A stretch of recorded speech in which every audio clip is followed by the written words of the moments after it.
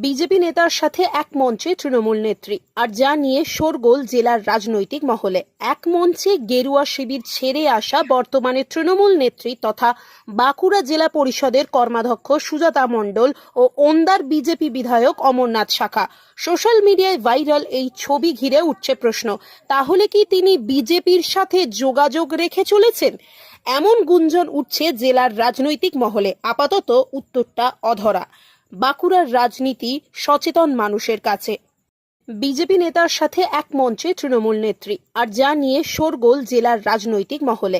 এক মঞ্চে গেরুয়া শিবির ছেড়ে আসা বর্তমানে তৃণমূল নেত্রী তথা বাঁকুড়া জেলা পরিষদের কর্মাধ্যক্ষ সুজাতা মণ্ডল ও ওন্দার বিজেপি বিধায়ক অমরনাথ শাখা। সোশ্যাল মিডিয়ায় ভাইরাল এই ছবি ঘিরে উঠছে প্রশ্ন, তাহলে কি তিনি বিজেপির সাথে যোগাযোগ রেখে চলেছেন?